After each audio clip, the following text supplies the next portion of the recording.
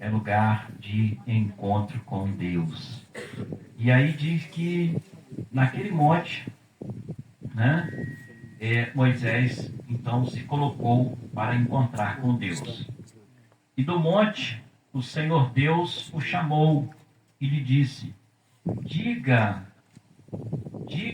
aos descendentes de Jacó, os israelitas, o seguinte: vocês viram com os seus próprios olhos o que eu, o Senhor, fiz com os egípcios e como trouxe vocês para perto de mim, como se fosse sobre as asas de uma águia. Agora me obedeçam e cumpram a minha aliança, e vocês serão meu povo. O mundo inteiro é meu, mas vocês serão o meu povo, escolhido por mim. Coisa maravilhosa, né? Aquela palavra de Deus para o povo. O mundo inteiro é meu, mas vocês serão o meu povo. Ou seja, eu escolhi vocês para que vocês sejam o meu povo. Aqui nós temos, né, o tampeiro que está ventando, vários pedidos de oração de várias igrejas que trouxeram, né? E nós queremos crer que são pessoas que o Espírito Santo de Deus vai visitar. Porque o importante aqui não é a cura, não é a solução do problema. O importante aqui não é nem um milagre, mas é a salvação. E tudo isso são formas, né, que Deus talvez permitiu para que pudesse alcançar essas vidas. E nós cremos nisso, né? Então, que bom ânimo do Senhor possa estar visitando cada uma dessas vidas, cujos seus nomes estão aqui, cujos seus nomes foram mencionados perante o Senhor, e nós vamos estar orando, vindo, consagrando com óleo, em nome do Pai, em nome do Filho, em nome do Espírito Santo, para que cada igreja, né, que traz esses pedidos que a gente apresenta na presença do Senhor aqui do monte, que depois serão queimados, o Senhor esteja visitando, o Senhor esteja derramando a sua bênção, seu poder e a sua graça na vida de cada um desses pedidos de oração. Bem, vamos estar orando? Chama o profeta que está com a gente, né, Joel, para fazer essa oração, e nós vamos estar ungindo com óleo.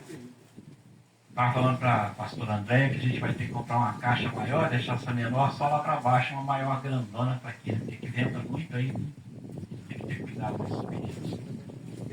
Estenda uma de suas mãos, vamos estar. Ó Deus Todo-Poderoso, Tu és fiel, Senhor, e tem ouvido a nossa oração, tem escutado, Senhor, o nosso clamor.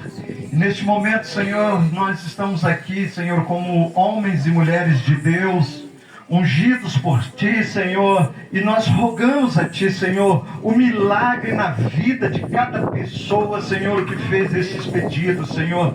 Em um nome do Senhor Jesus, não tem nada impossível, não tem nada difícil, Senhor, mas é pelo Teu poder, Senhor, que nós estamos clamando.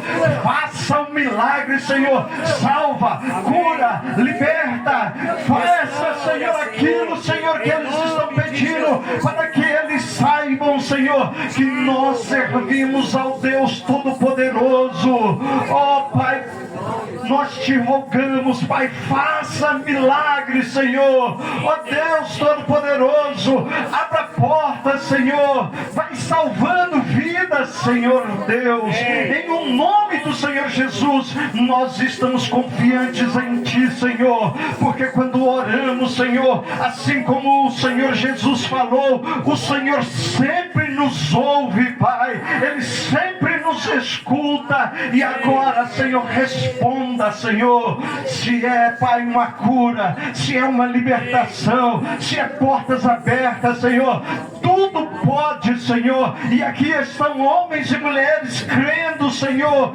pedindo a Ti, Senhor, no nome santo de Jesus que nós oramos. Amém e amém. Aleluia, Deus. pode aplaudir o Senhor. Aleluia. Coloca a tampa, né, para não sair voando para tudo quanto é lado, né? E os levitas para queimação, para aqui. Glória a Deus. Vamos estar recebendo nesse instante também alguns testemunhos antes da gente ouvir a última ministração. A gente sabe que testemunhar é muito bom, né? Especialmente até para edificar a nossa fé. Como ontem a gente teve esse momento de testemunho lá embaixo, vamos ter também agora aqui. Vou dar a oportunidade, o pastor Sardinha me pediu a oportunidade para dar um testemunho. Depois, outro irmão e irmã que tem um testemunho, pode dar um testemunho. É o William. Bispo, o meu é rapidinho, só porque a gente terminou um momento lá embaixo, quando a gente fez a divulgação do Maranhão, e dentre as ofertas que o pessoal está me dando, está no meu bolso, eu vou entregar a tesouraria ali, nos deram um lindo relógio que, segundo quem ofertou, vale mais de R$1.000. Mas para mim, esse relógio, fazendo menção até do pastor Giovanni, que foi abençoado por um relógio aqui no curso no módulo passado, chegou a hora do Maranhão. Chegou a hora do Maranhão. Amém? Se você quiser abençoar o Maranhão, comprando esse relógio, o dinheiro vai todo integralmente, está comigo. Envie que está comigo. Tá? Fica aí o testemunho de bênçãos que o Senhor está trazendo. Amém. Glória a Deus. Cadê o pastor? Amém. Graças a Deus a todos os irmãos e irmãs também. Na verdade, o testemunho tem um tom de testemunho também com gratidão. Eu queria ler um texto, né, para a edificação de todos nós, que está lá em Efésios 6, versículo 13. Portanto, tomai toda a armadura de Deus para que possais resistir ao dia mau. E havendo feito tudo, permanecer firmes, né?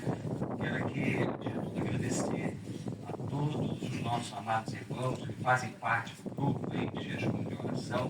Não pude estar com os irmãos em fevereiro, porque eu fui convidado para pregar no início do trabalho do Desperta Débora lá em Niterói, mas tinha tudo para vir em março, mas não pude vir, né? Porque todos nós podemos ser acometidos pelo dia mau. Alguns conhecem um pouco a minha família, e na verdade nós estamos indo, bispo, há 25 anos e lutamos com a minha irmã. Depois do primeiro surto que ela teve, a minha irmã ela sofre de esquizofrenia e só sabe quem tem um parente assim. E a gente já fez de tudo. Eu já arrombei porta de quarto para tentar fazer com que ela tomasse remédio e ela não toma. Ela é resistente a tratamento ambulatorial. E parece que quanto mais a gente vai caminhando, né? E parece que as provas elas vão passando igual fase de videogame. Aí a gente vai lá e parece que o negócio vai crescendo. E para piorar, descobrimos que ela está com diabetes tipo 2. E ela não faz dieta, não toma grifagem. O negócio começou a piorar, a ponto de aparecer no pé dela, né, uma ferida. Dessa ferida comprometeu 2 dedos. Vim aqui no retiro espiritual de Carnaval, aqui no Enfoque.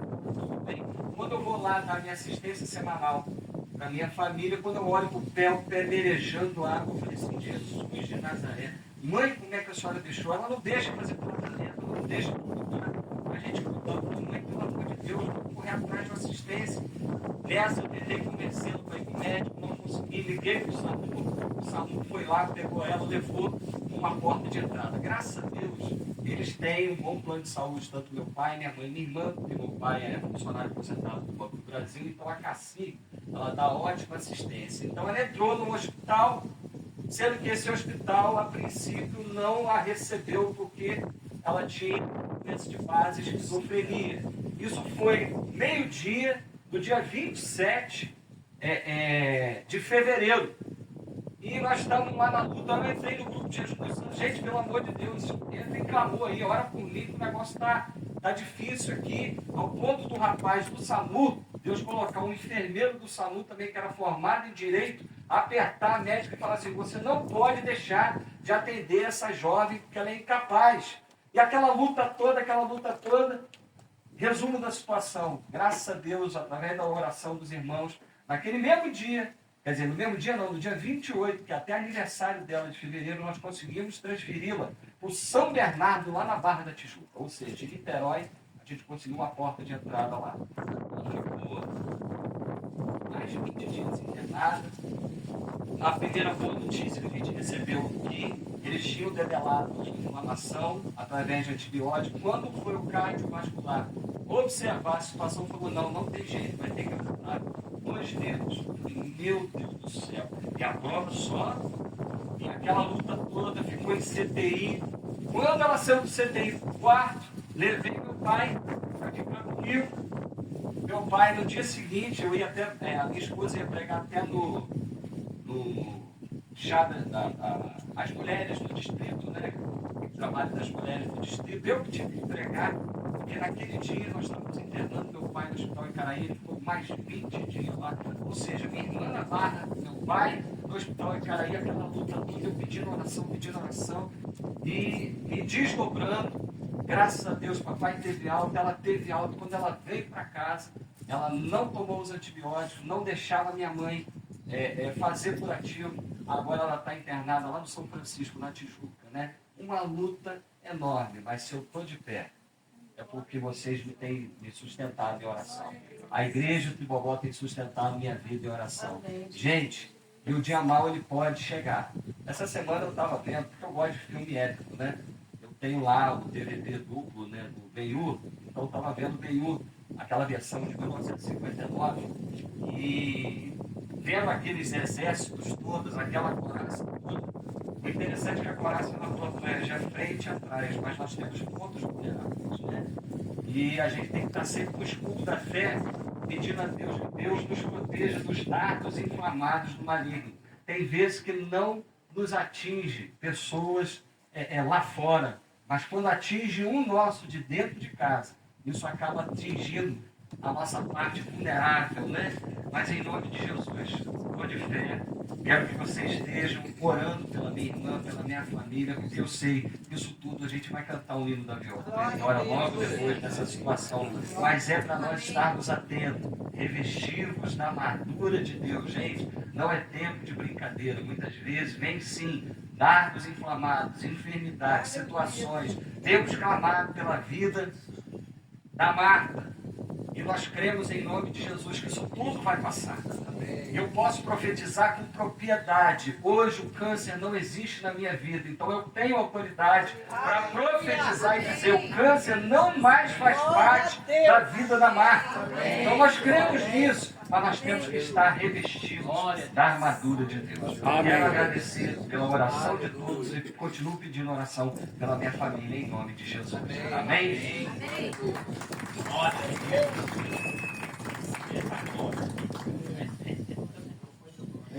Mas alguém gostaria de dar testemunho?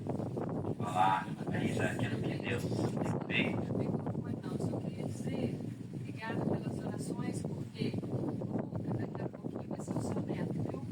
Luca nasceu na glória de Deus. Ela não passa bem. Glória a Deus. Nunca, né? Glória a Deus, louvado seja o nome do Senhor. Glória a Deus. Glória a Deus operando aí maravilhas. Mais alguém? Algum testemunho? Gente, eu só queria falar rapidamente, né? Dia 1º de maio foi a festa lá no Carlota. Agradecer aos irmãos e irmãs que enviaram suas caravanas, alguns que foram. Mas, acima de tudo, eu queria dizer que lá tem sido um lugar onde Deus tem operado coisas incríveis, né? Coisas incríveis. Nós estávamos muito entristecidos porque nós tivemos muitas perdas agora nesse início de ano, perda de idosos muito antigos lá. E nós perdemos um idoso que morou com a gente 20 anos.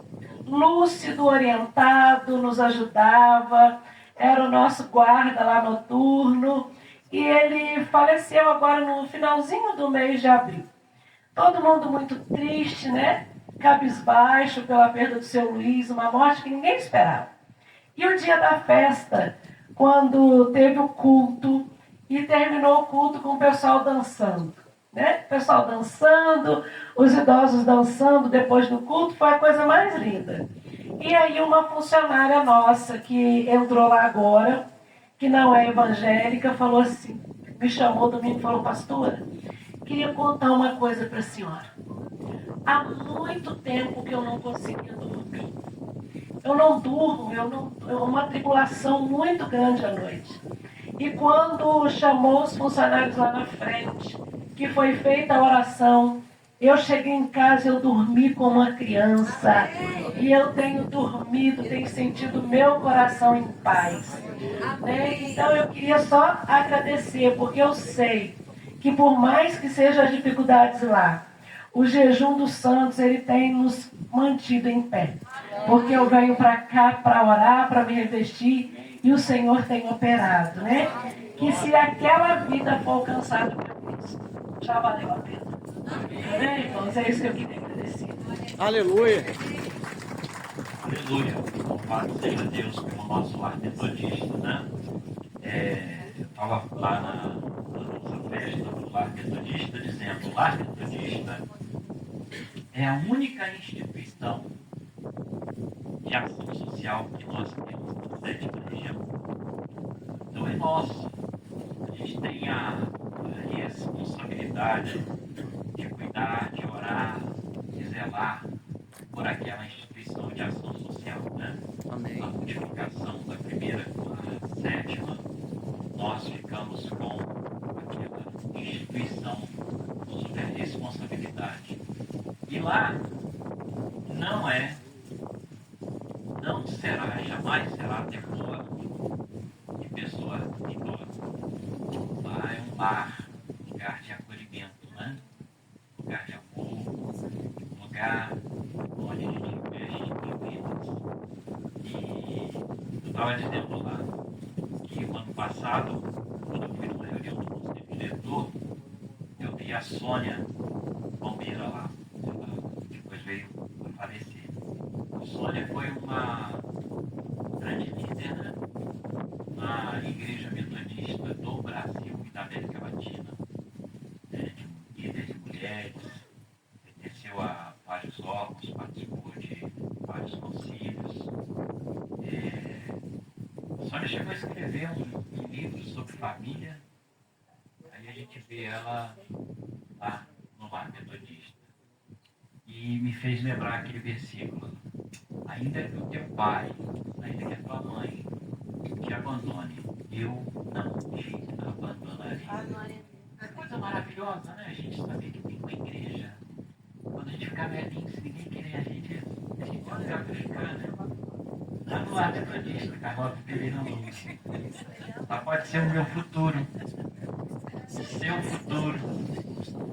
O nosso futuro. E eu não falo isso com sentimento de vergonha, não. De alegria e de orgulho. De saber que a minha igreja cuidará de mim, mesmo na minha velhice, quando ninguém quiser. Se porventura ninguém quiser cuidar. Então vamos olhar para o lar metodista com orgulho, né? Vamos cuidar daquela instituição.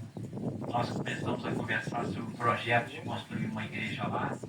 E assim que a igreja estiver construída, nós temos 12 distritos. Cada distrito vai ser responsável por um mês do ano para alguma igreja do distrito visitar o lar metodista, né? Já pensou? 14. Se cada distrito ficar responsável por um mês, são 12. 14 né? agora, bicho.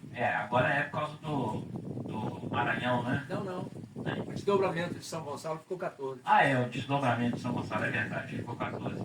Se cada distrito ficar responsável e fizer uma igreja para visitar naquele mês que, vamos supor, o distrito de Teresópolis está responsável. Quantas igrejas tem no distrito de Teresópolis?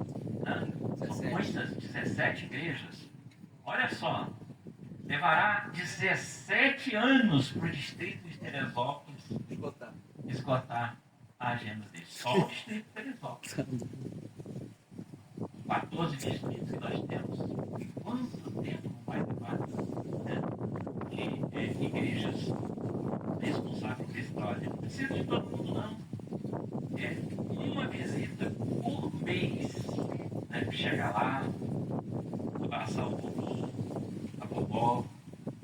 o lar metodista, a gente às vezes pensa que as nossas instituições de ação social precisam de dinheiro. Não, precisa de amor. Dinheiro é consequência. Amém. Precisa de amor, precisa de carinho. Amém. Se a gente der o amor, der o carinho, amar aquela instituição, para ela ser exemplo, modelo, né?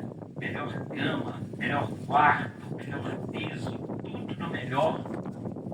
Nossa, gente, a gente na igreja é o pior piso, é a pior janela que a gente compra. A igreja é a pior cadeira, né? Aí cai, quebra, né? Se machuca, todo mundo fica rindo, dá desgraça dos outros.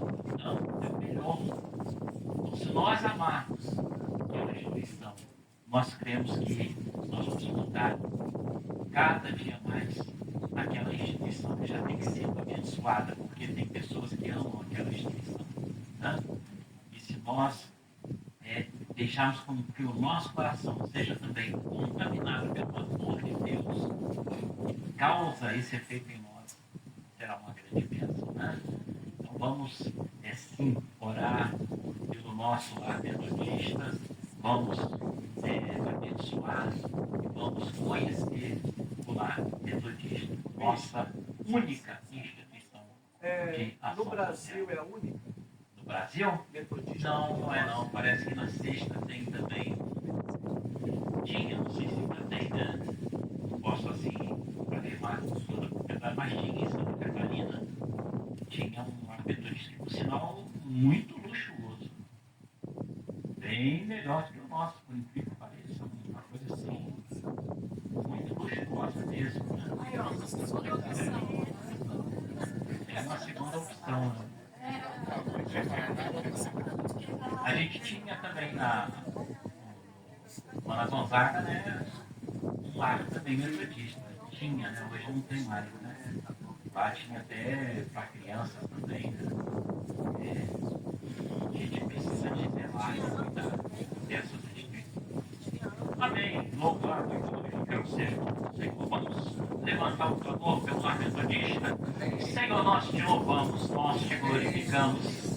Pelo lar metodista, Carlota Ferreira, Deus, olha, Senhor, para aquela instituição através dos nossos olhos, que através do nosso coração, nosso sentimento, possa ser de amar aquele espaço, amar aquele lugar, Senhor. Nós queremos orar, Senhor, pela vida de cada um, de cada uma que foi acolhido ali ao longo desses anos da existência, Senhor, do lar metodista, e daqueles e daquelas que ainda serão acolhidos naquele lugar, acolhidos, Senhor, pelo Teu amor, pela Tua graça, pela Tua bondade. Sabemos que, ó Deus, administrar uma instituição de ação social no Brasil, Senhor, não é fácil, e sabemos que às vezes o sentimento de muitos é de olhar, Senhor, com antipatia para esta obra, mas cremos que esta obra é de Deus, porque o Jesus que nós servimos, Ele visitou o órfão, a viúva, Ele socorreu o faminto, o sedento, o preso, e Ele disseste a cada um de nós que todas as vezes que fizéssemos isso, estaríamos fazendo a Ele próprio. Então ensina-nos, Senhor, a olharmos para a ação social como uma grande oportunidade de transformar vidas para a nossa alegria e para a honra e glória do nome do Senhor Jesus.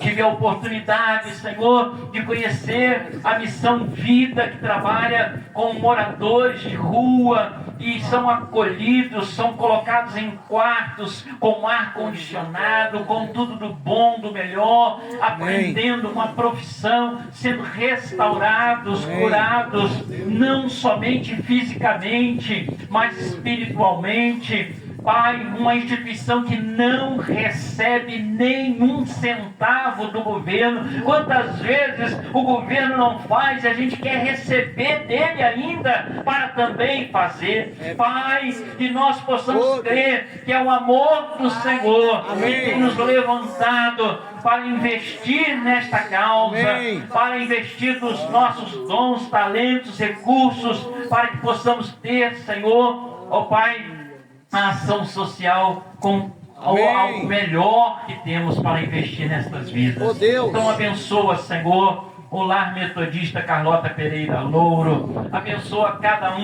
uma que tem, Senhor, abençoado aquela instituição com o seu trabalho, com a sua dedicação, com a sua semente.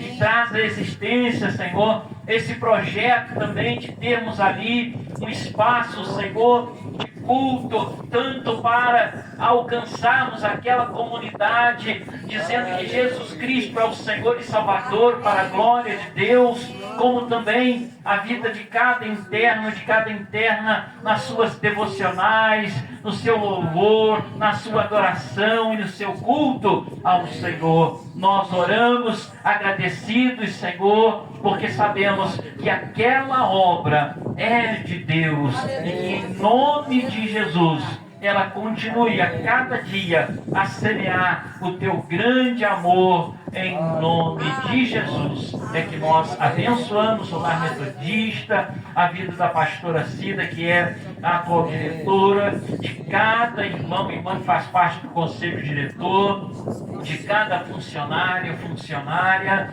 Deus, nós oramos abençoando cada interno, cada interna, em nome de Jesus. Amém. Amém. Graças a Deus. Vamos receber a nossa última ministração, cujo tema é formado para servir a Deus. Vamos estar recebendo essa ministração. Pastor Aloísio, pastor em Baixo Grande, também nosso coordenador do discipulado, vai estar ministrando essa palavra de Deus ao nosso coração. Até o pastor Islan, também é do discipulado, orar pelo pastor Aloísio, a gente está recebendo essa palavra em nome de Jesus.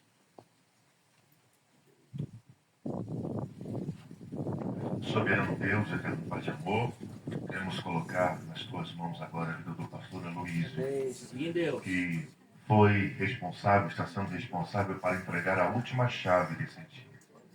Nós possamos receber uma palavra que o Senhor gerou no seu coração, de acordo com o livro, com a lição, e que nós possamos receber, Pai, algo de Ti, Senhor, que possamos, ó Pai, estar mais alinhados com o Teu coração. Amém. Usa poderosamente o Teu Filho nessa tarde, Senhor. Em nome de Jesus nós te pedimos, usa poderosamente, edificando a igreja nessa que está aqui, Senhor, em nome de Jesus. Assim nós oramos, ó Pai. Aleluia. Boa tarde a todos e a todas. Amém? A paz do Senhor. Eu me alegro em estar com vocês. O jejum de santos para mim é muito edificante. Eu não posso estar sempre, mas as oportunidades que eu tive, eu sempre procurei assim participar, ouvir as mensagens. Eu fui muito edificado. E desde ontem, a primeira ministração, o quanto Deus tem mexido conosco, E esse livro, ele é marcante, Um livro que tem, assim, a oportunidade de tratar a gente de diversas formas. Inclusive, eu indico esse filme, esse livro, para os meus pacientes, pessoas que às vezes têm perdido a perspectiva de vida, não têm tido vontade mais de continuar, às vezes se sentem tão indignos, tão incapazes. E esse livro, ele tem propósitos, e tem assim chaves, como o pastor Islan disse, muito importantes para nós. Eu fiquei com o dia 30, e combinou, Tony, com a minha idade, Tony? Então, dia 30, formado para servir a Deus, Então, o Toninho é muito amigo, a gente brinca muito, Então, formado para servir a Deus. E antes de estar aqui falando sobre servir a Deus, e a gente precisa aqui abrir o nosso entendimento sobre o que é ser servo, ser serva, que é algo extremamente importante para cada um de nós e algo assim de grande responsabilidade para as nossas vidas. Eu vejo que esse momento aqui, final, é um momento diante do discipulado que temos trabalhado em nossas igrejas locais e também na nossa região, com os pilares do discipulado. Esse é um lugar de envio, Aqui nós vamos tomar a ceia do Senhor, aqui nós vamos encerrar nosso jejum dos santos, mais um mês abençoado, né? Mais um jejum dos santos para que tenhamos aí, depois dessas orações, dessa entrega do jejum, né? Um mês muito feliz, muito abençoado para as nossas famílias, as famílias de nossa igreja. Mas Deus quer você lá servindo com integridade, servindo com paixão, né? Com grande alegria no seu coração. Para quem não me conhece, né? Eu sou o Aloísio, eu sou pastor já, eu estou pastoreando há 27 anos. O bispo Roberto foi meu pastor, né? Eu, na época, era adolescente, eu fui secretário dele, né? Mas ele era muito, né? Já um seminarista, né? Um recém-formado para a igreja de Vila Nova, Barra Mansa, né? Tinha bastante cabelo, né? Enfim, ali ele conheceu a esposa dele, né? E eu pude ver aí muitas coisas lindas acontecendo na família do bispo Roberto, né? E hoje sendo meu bispo. Eu louvo a Deus pela vida dele, pela Marta e pela família. Sim. E nós somos compadres, né? Eu tenho 2 filhas, a Lídia de 12 anos, adolescente, e a Heloísa, de 5 anos. Eu sou casado com a Leandra Leal, né? Não aquela artista, né? Mas ela é muito mais, né? Porque ela é Lelê, né? É a Lelê, é um anjo, né? Que Deus me deu, é uma serva de Deus e nós nos completamos. Eu vejo que casamento tem assim uma parceria e eu sou muito parceiro e ela também. Nós somos uma equipe e como equipe a gente funciona na nossa vida, tanto em casa quanto na igreja e aonde a gente está servindo. Então, nós somos pessoas assim que Deus nos uniu de uma forma muito especial. Quando tiver uma outra oportunidade, eu vou contar, né, a história do Quindim para vocês, né? Mas não vai ser hoje. Eu sou o Luizinho, né? Antes de ser o PR, né, pastor, o reverendo, né? A gente precisa entender, irmãos e irmãs, que a gente tem uma essência de vida, a gente teve um começo, né? E tudo isso é importante para a gente perceber a forma de servir, como vamos servir como homens e mulheres de Deus. Então, quando eu falo, eu sou o Luizinho lá da Vila Nova, né? Isso muito me alegra, porque foi ali que eu tive a minha experiência com Deus ali. Eu pude entender o meu chamado. Eu vejo que foi desde a infância, né? E eu já entro aqui, né, num assunto de servir, porque eu sempre fui igrejeiro, né, desde criancinha, né, e a igreja sempre fazendo programações para crianças. A minha sala de aula como criança era na cozinha da igreja, né, eu sempre vi, por isso que eu gosto de cozinhar, né, e ali então tinha uma professora chamada Lídia que dedicava a vida dela com Deus. E as aulas dela eram super criativas e as crianças não faltavam um domingo na aula dela. E aquela senhora, né, aquela professora marcou tanto a minha vida e a escola dominical para mim foi assim um lugar em que eu aprendi a ser um discípulo de Jesus, um servo de Deus. E tanto é que eu fiz essa homenagem a essa professora que nem sabe que eu fui homenageada, né, com o nome da minha filha chamada Lídia. Então, desde de criança, eu procurei, né, fazer assim, sempre quis servir, né? Eu sempre pedia lá, superintendente da escola dominical, deixa eu tocar o sininho, né? Que a gente não era nem apertar, né, um sininho de escola dominical, né, para chamar os alunos de volta para o templo, né? Deixa eu levar os livretos, né, de frequência para as professoras, então deixa eu levar salvas para que eles pudessem fazer as ofertinhas, né, de domingo. Então, eu sempre procurei assim estar junto e depois de passar a minha fase de criança, eu pude ter uma adolescência muito dedicada na casa do Senhor, né? Graças a Deus. Então, até hoje, eu louvo a Deus por ter nascido num lar evangélico. Minha família toda é mineira, né? Lá de Lima Duarte. E eu louvo a Deus por ter nascido num lar evangélico. Quando adolescente, eu até falei, meu Deus, eu uso tantos testemunhos maravilhosos, né? De pessoas que passaram por tantas lutas e entregaram a vida a Jesus. Aí E nós, aí na época eu estava na Sociedade Juvenil, e nós, o que temos para contar, né?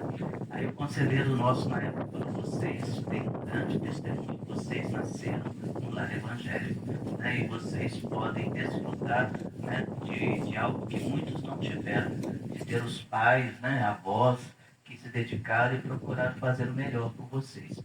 Então eu sou esse Luizinho que carrega essas marcas desde a infância, né?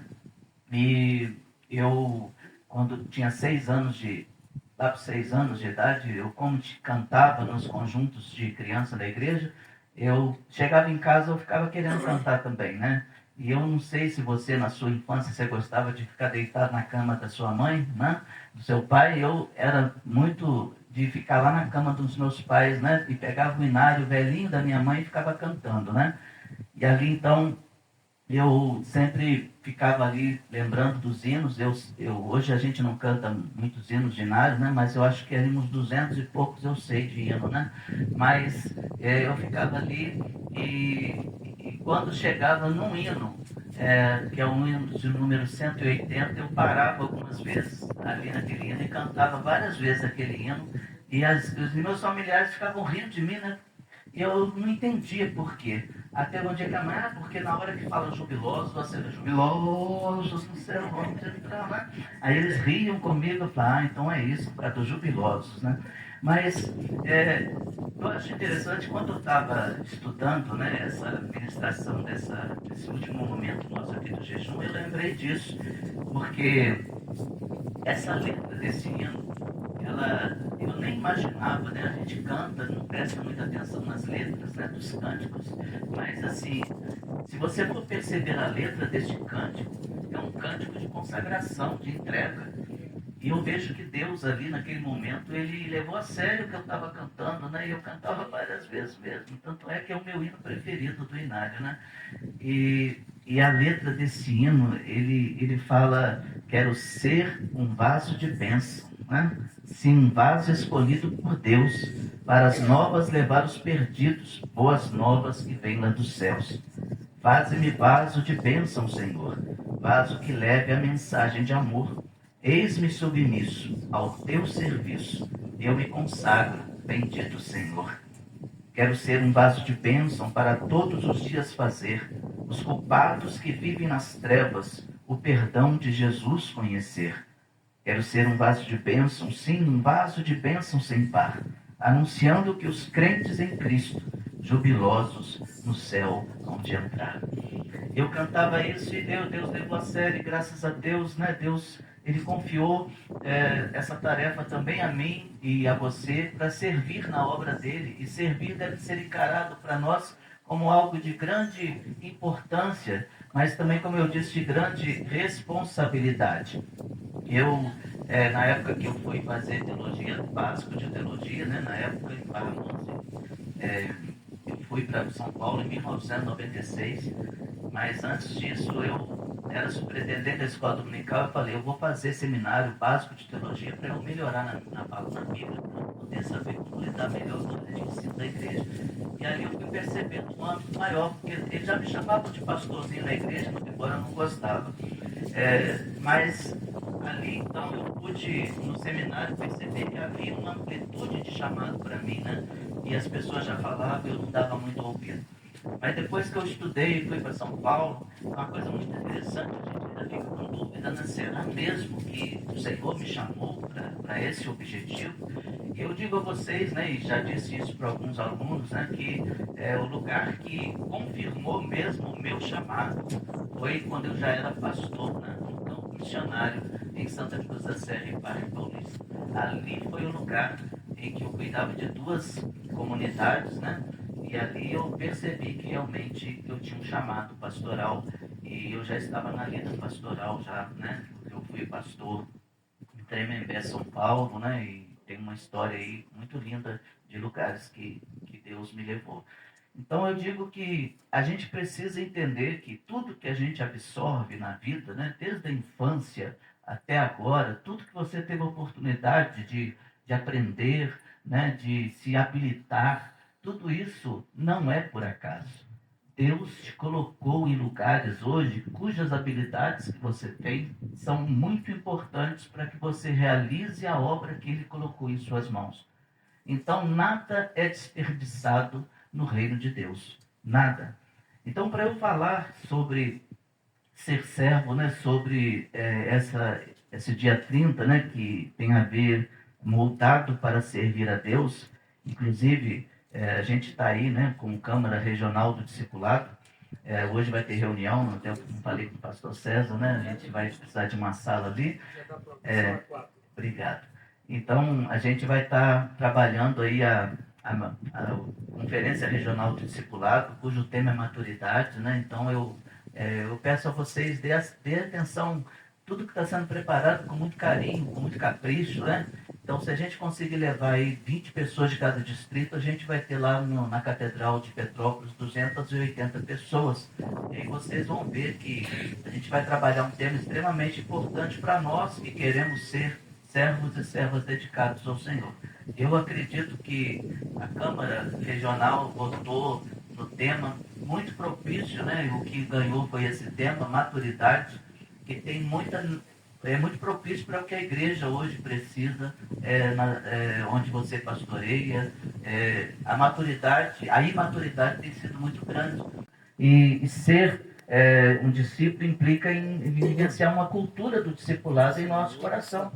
Então a gente está preocupado com isso, né? O PRAN está sendo preparado aí, a gente quer levar para as igrejas locais esse direcionamento de que nós precisamos, e começando assim por nós, pastores e pastoras, fazer a igreja entender que aquele comissionamento de Jesus, ele precisa não ser apenas uma leitura bíblica, precisa estar impregnada em nossa mente e nosso coração. Fazer discípulos, não ser só um discípulo, mas ser também um discipulador, fazedor de discípulos e discípulas comprometidos. Mas para eu ser um discipulador, eu preciso já estar num caminho de maturidade, né, de compromisso com Deus. Eu preciso realmente ser um servo, um modelo de crente, né? Eu preciso ter a forma Jesus bem presente em minha vida. Jesus é o modelo e Jesus precisa aparecer em mim em todas as áreas da minha vida, no meu jeito de ser, no meu estilo de vida. Então, antes de falar do que o livro traz, formado para servir a Deus, eu preciso abrir para vocês a necessidade de entender o que é servo. O que é ser servo? Na época que eu fui coordenador regional na 4ª região, eu e a equipe pastoral da Central de Belo Horizonte preparamos o primeiro módulo. E, inclusive, os materiais, gente, que nós temos, vocês têm excelentes materiais, compartilhe conosco. A gente quer colocar lá no site da igreja, a gente quer compartilhar materiais bons. E esse é um dos materiais que temos, né? Que é o primeiro módulo, que é um módulo de doutrina. E das aulas que foram ministradas nos princípios elementares do discípulo e da discípula tem esse: o discípulo e a discípula é um servo, é uma serva. Então nós temos materiais excelentes como esse, que eu vou abrir aqui alguns parênteses sobre esse estudo para entrar no livro.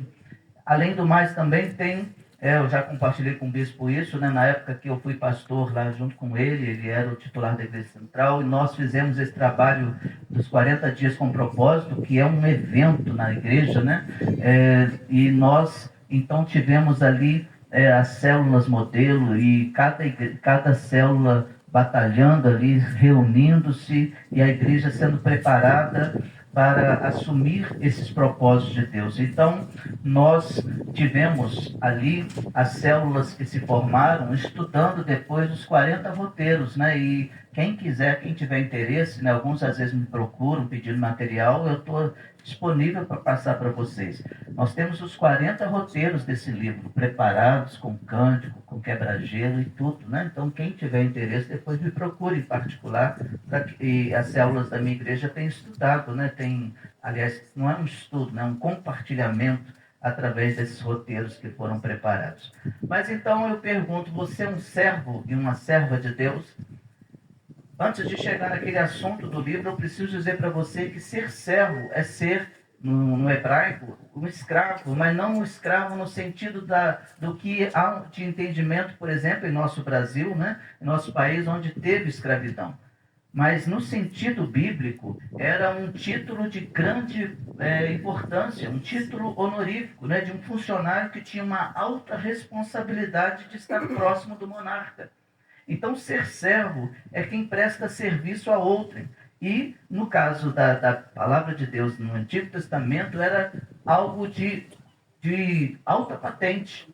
Então, ser chamado de servo não é algo ruim, né? Os encontros com Deus que a gente realiza, nós temos a equipe de servos e eu me orgulho de ser chamado de servo, né? Cada um fazendo a sua parte. Então, ser servo é uma bênção, não é um xingamento. E ser servo é um trabalho de grande responsabilidade, de grande confiança que foi dada a você e a mim. Lá no texto de Isaías 42, de 1 a 9, você não precisa abrir, a gente verifica ali que ser um servo não é estar interessado em autopromoção, né? Não é usar ali o seu poder para interesses pessoais, mas é para você proclamar a justiça de Deus e fazer a justiça de Deus prevalecer aonde você estiver. Então, ser servo é ser alguém ungido pelo Espírito Santo para que você realize as tarefas que Deus lhe deu e confiou em suas mãos.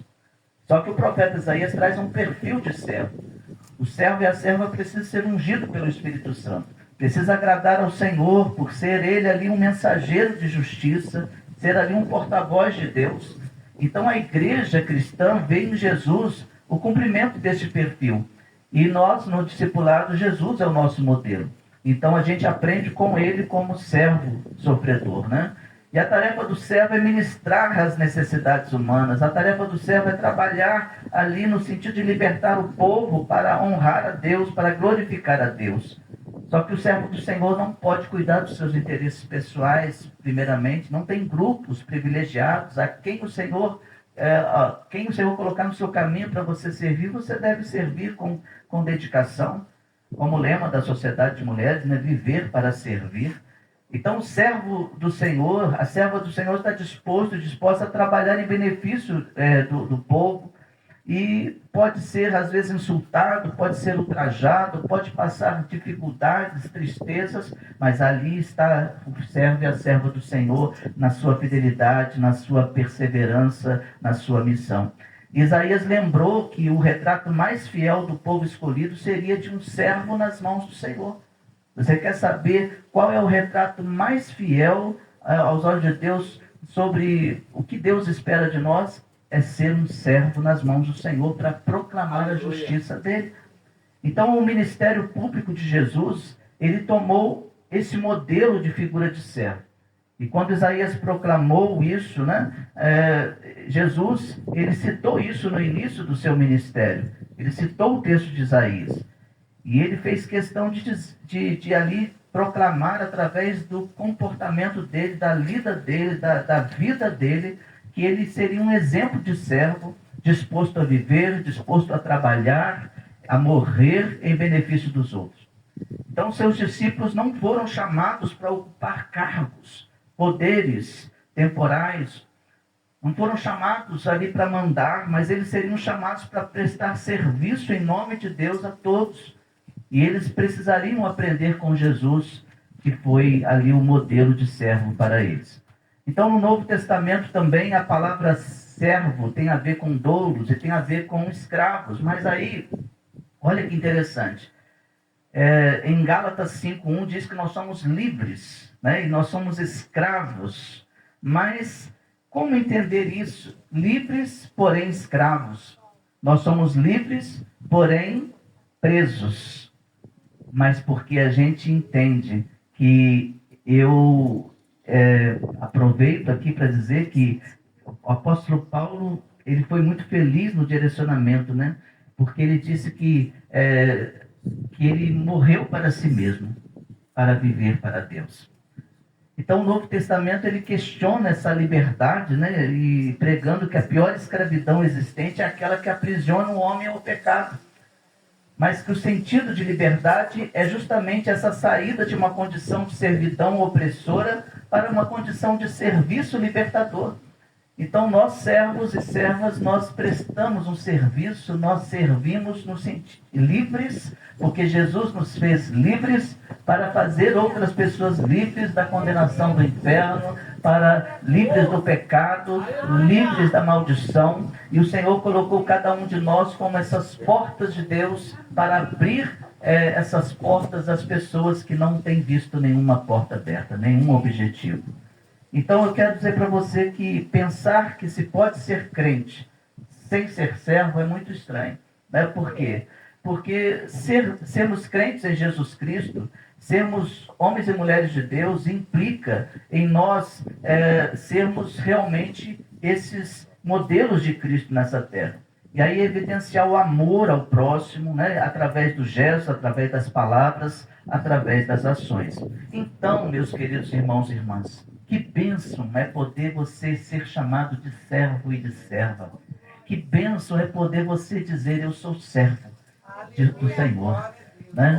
Isso não é nenhum xingamento, não é nada que possa fazer você ficar triste. Quando alguém te chamar de servo, você diz, sou sim, para a glória de Deus. Né? E existem pessoas na nossa igreja que têm assim aquela rigidez, né? Aquela ortodoxia. Não, a gente tem que cuidar das doutrinas, a gente tem que cuidar das nossas convicções, né? Mas quando se vai ver na lida, no testemunho dele ou dela de servo, ele está muito longe do objetivo que Deus tem para a vida dela.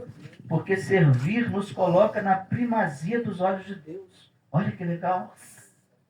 Você é um servo e você é colocado, né, na primazia de Deus.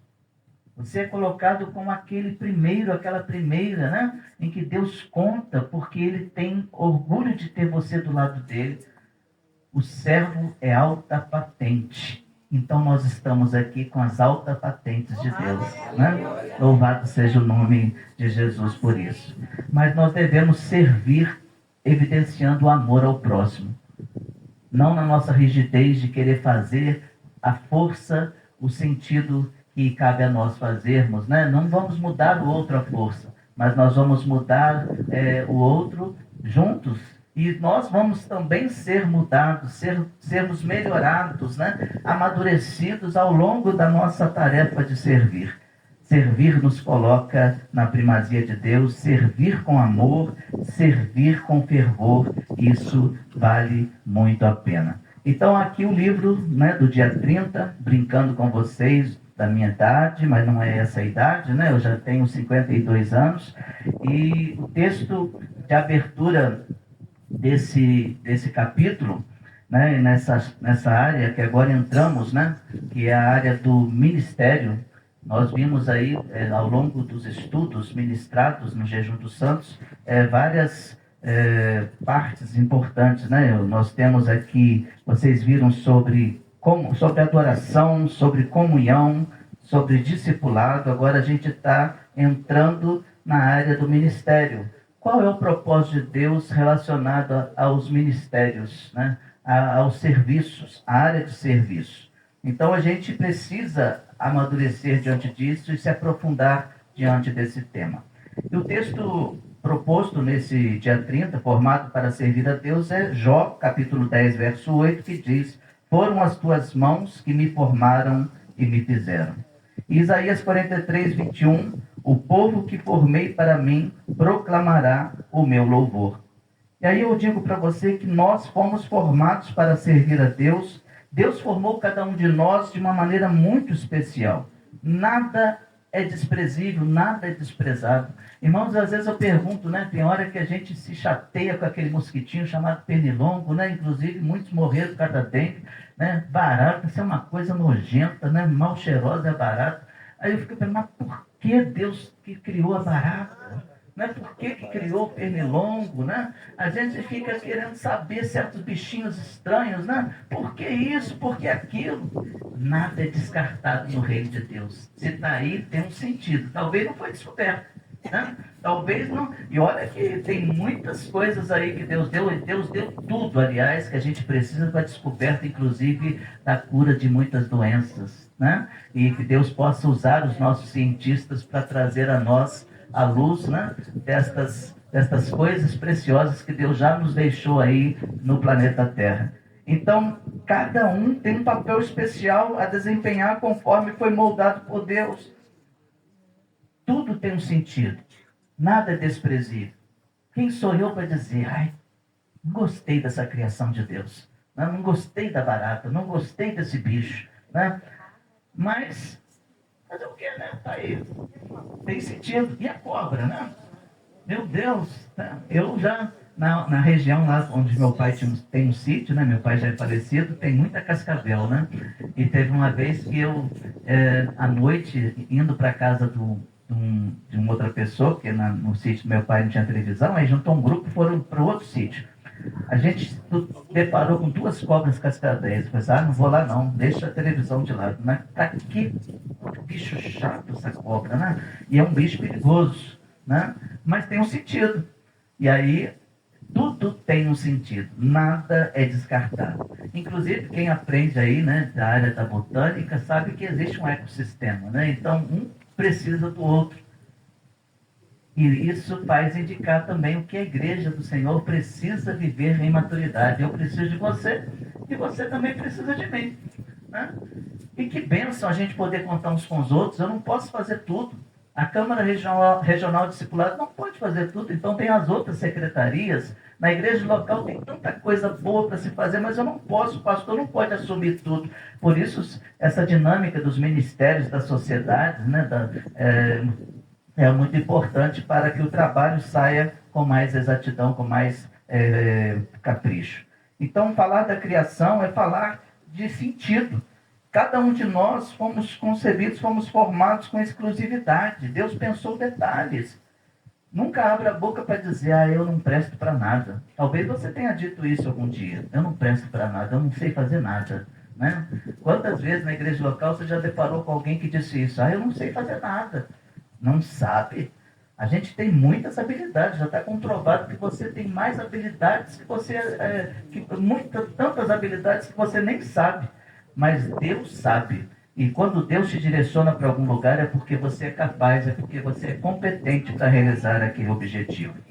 Quando a gente vê aí, né, vamos construir uma casa, vamos construir aí um prédio, o que o arquiteto faz primeiro? Ele vai pensar, mas para que isso? Para qual propósito vai ser criado isso, vai ser construído? Como que vai ser usado isso? E a partir dessas perguntas, o projeto vai sendo feito. Então, quando Deus te criou, com certeza, esses propósitos foram direcionados. Eu não fui criado para ser mais um número no Brasil, né, como mais um número de brasileiro. Eu fui criado porque eu tenho um sentido de vida. Então, a função que nós precisamos tomar, irmãos e irmãs, é entender que nada é por acaso. Tudo tem um sentido, tudo tem um propósito. A Bíblia diz que nós somos criação de Deus, realizada em Cristo Jesus para fazermos boas obras. Então, é importante que você entenda isso e que jamais saia da sua boca que você é uma pessoa que não é qualificada para as coisas. Às vezes você vê o ministério do outro, né? Tá bombando e tudo. O meu não tá. Para com isso. Chega de ciúme, de coisa de bobeira. Deus, Ele te colocou naquele lugar, né? Para você ser bênção com as suas habilidades. Então use as suas habilidades, porque esse é o sentido de vida. E procure descobrir mais habilidades que você tem. Por isso é importante pensar na sua infância, pensar na sua adolescência, pensar como você foi forjado e como você está até hoje. Você pode, inclusive, fazer cursos, né? Eu tenho informações, mas eu tenho a minha essência de ser o Luizinho. Você tem ideia? Eu nem pensava em ser pastor da igreja, né? Eu, certa vez, limpando lá o guarda-roupa, que a gente tinha as tarefas, eu sou de uma família de 6 irmãos, né? 4 homens e 2 mulheres. Então, a minha mãe falou, vai arrumar aquele guarda-roupa lá, né? Então, eu fui arrumar lá na área de cima, muito empoeirado, e eu vi um violão, né? Violão do meu irmão. Meu irmão comprou um violão, né? O Amauri, e ele ficou naquele 1, 2, 3, 1, 2, 3, 1, 2, 3 e nada, né? Eu falei, poxa, não saiu nenhuma música, né? Ele gosta de música sertaneja, né? Minha mãe vai fazer 80 anos agora, sexta-feira, a gente vai estar com ele lá no sítio dele. E aí ele gosta de música sertaneja e não aprendeu nada. Ele desistiu, entrou na aula de violão e não avançou, porque não teve disciplina. Aí o outro meu irmão também, o Paulo Henrique, né? O Rick, ele também foi tentando. 1, 2, 3, 1, 2, 3. Aí a gente fica, poxa, não vai sair desse 1, 2, 3, né? E ele não conseguiu. mas eles não eram aqueles aluninhos da escola dominical que gostava de estar lá nos conjuntos, nos cultos, né? E eu gostava de cantar, então eu já tinha uma voz afinada, eu falei, vou pegar. E interessante que no violão, pertinho do violão que estava empoeirado, tinha o método de violão. Aí eu falei, vou pegar. Aí eu fiquei todo dia tentando pegar lá, né? Fazendo o dó, o ré, o mi, coisas mais fáceis. Mas quando chegou em pestana, aí falei, agora pegou, agora não vai dar, porque meu dedo já é pequeno. Como é que eu vou conseguir apertar essas cordas todas? E aí eu lembro que a Fátima, né, minha madrinha de casamento, a Fátima lá de Barra Mansa, eu falei, Fátima, eu tenho que aprender, me manda uma música aí mais fácil, porque a gente precisa de quem toca violão na igreja, né? Às vezes a gente chega para devocional da escola dominical, não tem um que toque instrumento, eu quero aprender. Aí ela falou assim, eu vou te ensinar uma música fácil, né? Ela só tem 3 posições. Né? E aí ela falou, vocês lembram, né? Porque só os pastorsauros aqui que lembram, né? O mercado está vazio, seu trabalho já parou, né? O martelo dos obreiros, seu barulho já cessou. Só 3 posições, irmãos. Né? Você quer aprender violão, essa é a música certa. Você vai ficar feliz de tirar essa música, né? O que foi, André? Tá. Tá na hora de parar já? Tá. Meu Deus. Né? Espera aí, gente. Né? Já vou... Eu sei que vocês estão com fome. Esse tom aqui, né? Não tá fácil não, né? Mas a gente vai chegar nele. E aí, eu consegui aprender a primeira música, O Mercado Está Vazio, Seu Trabalho Já Parou. E daí pra frente, outras músicas. Aí eu fui pegar os hinos do Trinário, as músicas que eu gostava de cantar. E eu consegui, graças a Deus, através do método de violão ali, aprender as principais posições do violão. E eu consegui tirar as músicas, que é difícil para algumas pessoas. Então, eu tocava e cantava. Né? E aí eu fui colocar em prática, porque não tinha ninguém para tocar na igreja local. Só que eu não sabia, porque às vezes não passa pela sua cabeça que tudo que você aprende, lá adiante Deus vai usar para alguma coisa. Né? Porque Deus, ele não pensa pequeno como nós, né? Deus vê além das montanhas. Então eu falei, meu filho, eu vou te colocar em igrejas que não tem ninguém para tocar. E foi isso que aconteceu. Né? Eu fui pastor em Tremembé, São Paulo, era seminarista ainda. Nossa, não tenho ideia de que situação que eu peguei, mas eu pegava o violão e ficava no violão até a hora de pregar. Eu que tinha que montar Ministério de Louvor, né? E a mesma coisa aconteceu em Campo Missionário de Santa Cruz da Serra e Parque Paulista, na Baixada Fluminense, minha primeira nomeação no Rio de Janeiro. Então, eu falei, que bênção, agora eu estou entendendo por que eu peguei gosto por aquele violão. Né? Por que eu aprendi o violão e eu nem passava pela minha cabeça aprender violão. Mas eu já tinha uma habilidade. Eu cantava, eu era afinado. Eu falei, então, isso juntou. E Deus me deu essa graça. E eu até não avancei mais, né? Eu só sei o básico do violão. Mas já foi uma grande coisa para as igrejas que não tinha ninguém para tocar. Então quer dizer que nada é por acaso, tudo tem um sentido.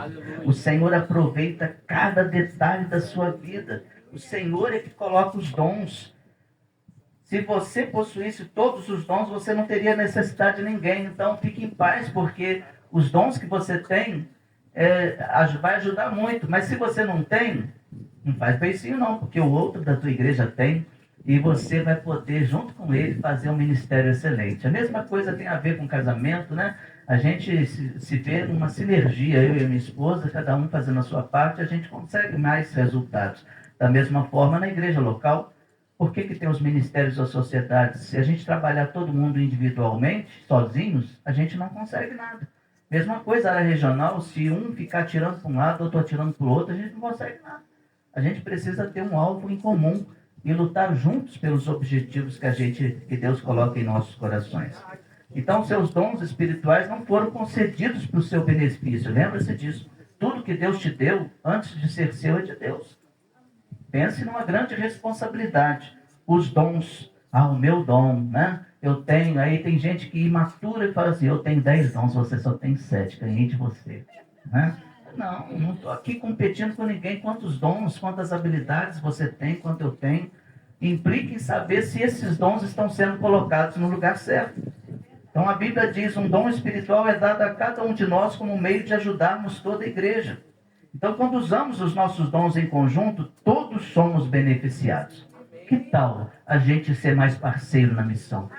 Que tal a gente procurar saber, eu sei fazer isso, o que você sabe fazer? Vamos juntos fazer algo em prol da obra do Senhor?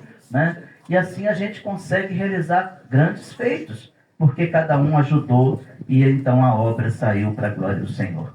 Então, toda vez que a gente esquece essas verdades sobre os dons, ocorrem problemas na igreja. Porque a pessoa fica naquele partidarismo, fica naquela situação, eu estou sentindo ressentido porque eu não tenho esse dom, o outro tem, ou porque às vezes tem, não quer usar, né? Então tem pessoas que têm o dom, mas ele fala, não, já estou velho, não vou não. Você também tem esse dom, não tem? Então eu passo essa bola para você. Eu falo, epa, o que é isso? Cada um pode e deve fazer o que Deus colocou em suas mãos. Então os dons espirituais revelam uma chave para você descobrir a vontade de Deus para o seu ministério. Só que você tem que procurar atentar-se para a forma, né? E aí esse livro ele traz para nós isso, né? Como que Deus lhe dá a forma para o ministério. E interessante que o próximo Jejum dos Santos ainda vai dar continuidade a esse assunto aqui que eu estou trazendo para vocês. Porque Deus, ele nos formou de forma maravilhosa, né? A Bíblia diz que você é maravilhosamente complexo, você é uma combinação de muitos fatores. Deus, ele não criou, aqui esse livro traz, ele não criou sucata, ele não criou pessoas assim para ser igualzinho um ao outro, não. Nós somos diferentes, e que bom que somos diferentes, porque nessas diferenças a gente encontra mais habilidades para a gente exercer a obra de Deus. Então, não pense que o outro vai ser empecilho para você, por ele ser diferente de você.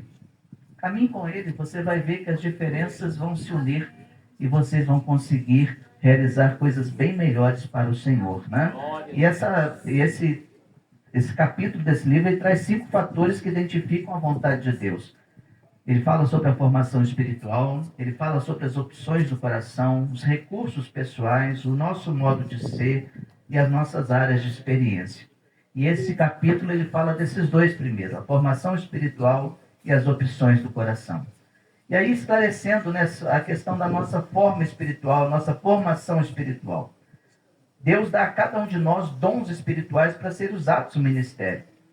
E a Bíblia diz que quem não tem o Espírito de Deus não pode receber os dons que vêm do Espírito. Eu tive a minha experiência com o Espírito Santo com 17 anos, né? E foi na copa da sala próximo da cozinha. Nós somos metodistas de berço, mas éramos necessitados do poder do Espírito Santo. A gente sempre falava que os pastores, a gente ouvia dos pastores, é importante o batismo com o fogo do Espírito Santo. A gente nunca tinha provado o batismo com o fogo do Espírito Santo. E eu me lembro que na minha casa, eu e a minha irmã éramos as pessoas que mais participavam na igreja. A minha mãe nem podia muito, porque casa está lida da casa, mas a gente tinha muitos problemas em casa, né? Problemas de relacionamento dos meus pais, problemas de relacionamento dos meus irmãos, né? Era impaciência um com o outro. A gente tinha uns irmãos que ficavam jogando baralho, brigavam com o outro por causa de jogo de baralho. Era uma tristeza, muita coisa ruim, né? A gente não tinha, acho que só 1 ou 2 discos na época gospel, era disco de vinil, né? Porque a maioria era disco de novelas, internacional e nacional, né? Porque família para gostar de novela naquela época, né? Então, toda novela tinha um disco de vinil lá, né, que era comprado. Então, a minha família precisava de restauração.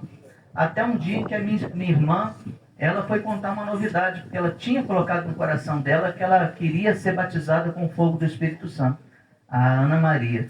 E na casa dela, no apartamento, que a janela estava fechada, né, meio aberta, ela sentiu um vento especial nas costas dela e no mesmo momento ela começou a falar em línguas, ela ficou espantada, o marido dela, ela começou a chamar, Valmir, não sei o que está acontecendo comigo, Deus está ministrando sobre a tua vida, né? O Valmir é um evangelista, e aí ela ficou em paz.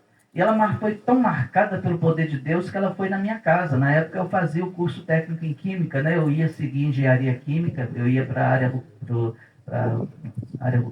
Faculdade Rural do Rio de Janeiro, e eu queria muito fazer engenharia química, e eu estava fora dos propósitos de Deus.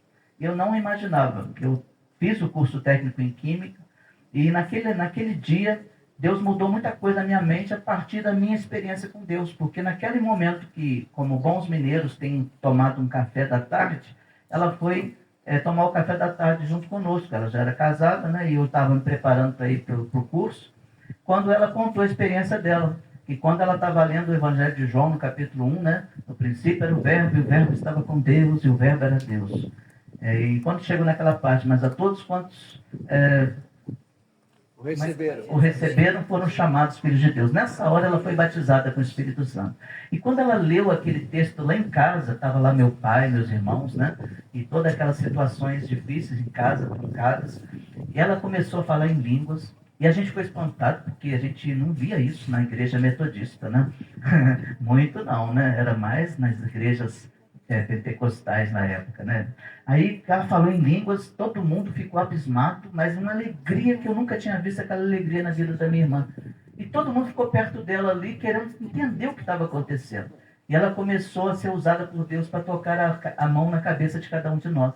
Irmãos, na hora que ela colocou a mão na cabeça da minha mãe foi batizada com o Espírito Santo. Eu digo que foi o dia de Pentecostes na minha casa, né? O dia da visitação do Espírito Santo foi no dia 24 de agosto de 1989. Essa data eu nunca vou esquecer, né? E ela colocou a mão na cabeça da minha irmã, ela foi batizada com o Espírito Santo. Aí minha irmã, ela começou a glorificar, e a outra minha irmã mais nova colocou a mão na minha cabeça, e eu só senti um fogo no meu coração, e a minha língua começou a ficar diferente, a falar coisas que eu ficava impressionado, assustado. Eu brequei na hora porque eu tive medo. Eu falei, meu Deus, o que é isso? E eu fiquei extasiado, falei, meu Deus, eu fui visitado por Deus. Aleluia. E aquele dia foi marcante, porque naquele dia da visitação do Espírito Santo, teve reconciliação na minha casa, né? O Espírito Santo começou a apontar um monte de coisa na minha casa que não agradava a ele. O Espírito Santo começou a mostrar e chorar, né? Minha irmã era usada por Deus em apontar certas coisas, começava a chorar, um choro mesmo. E aí, foi no quarto da minha irmã, tirou aqueles pôster de Menudo, né, que ela tinha.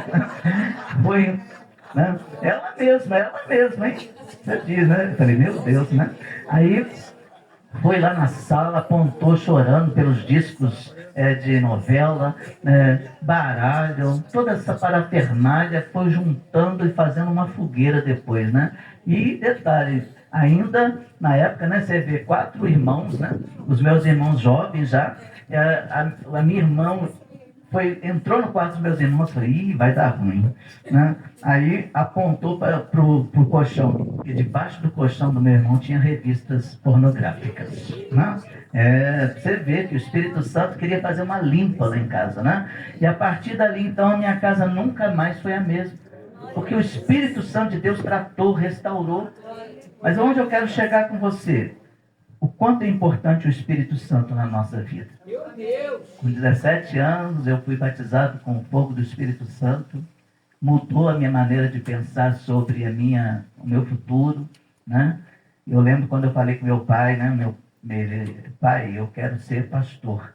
Meu pai falou, vai me dar muito orgulho, porque a gente não tem um pastor na nossa família, né? E foi lindo aquele dia, né? Onde ele e a minha mãe me abençoaram para eu ser pastor da igreja.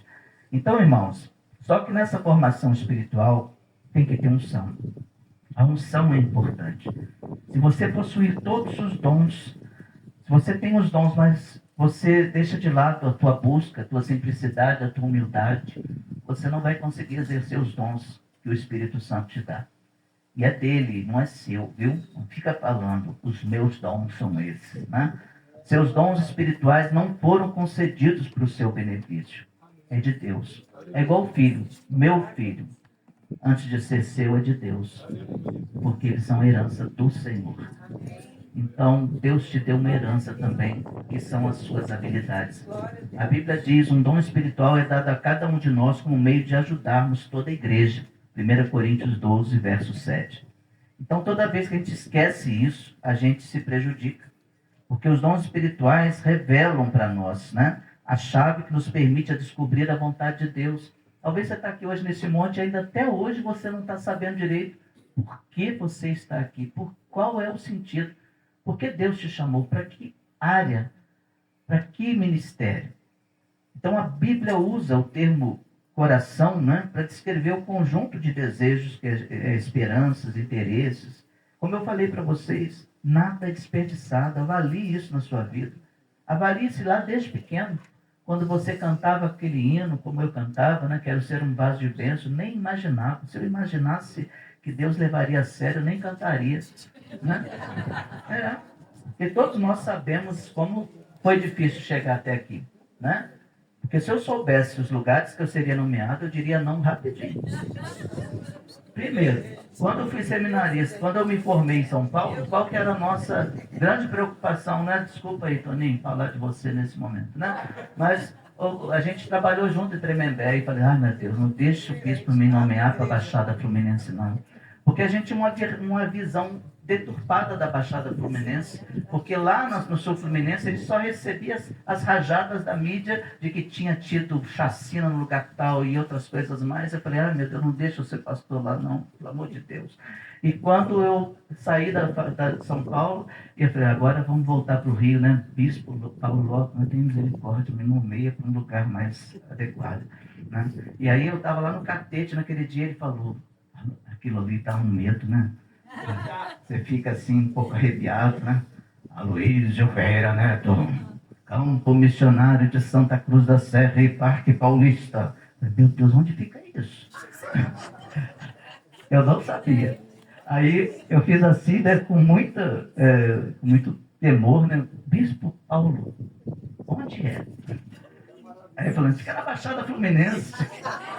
Mas ó, fica perto da Serra de Petrópolis, ali bem coladinho com a Serra, Santa Cruz da Serra e Parque Paulista. Eu fiquei com medo.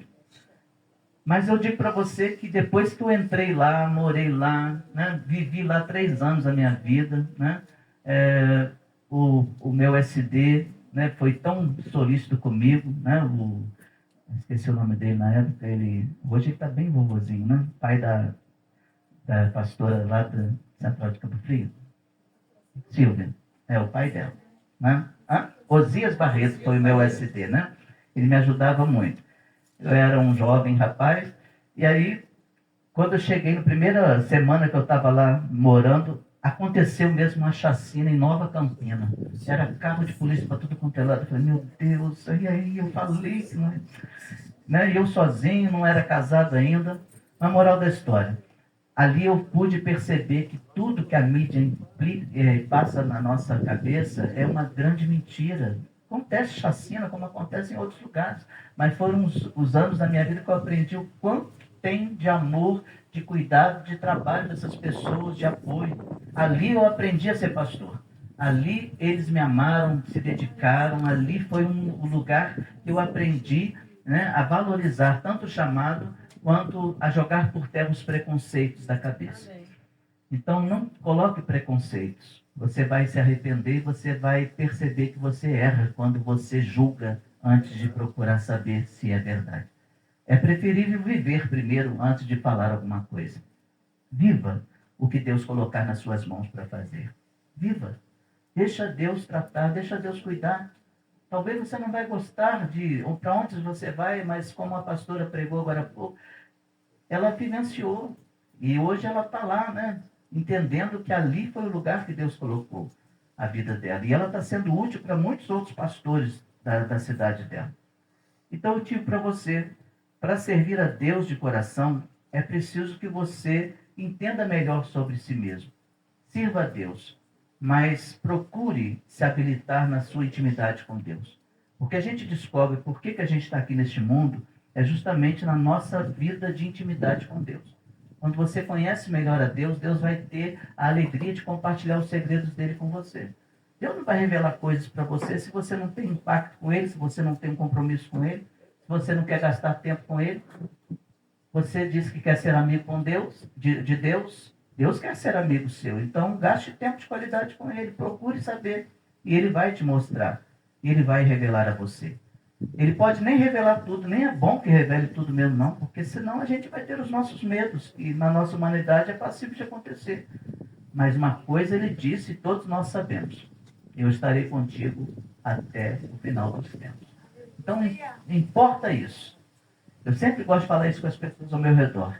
O que importa é que Deus está conosco. Eu posso passar pelejos, mas aí eu afirmo: Deus está conosco. Deus está conosco.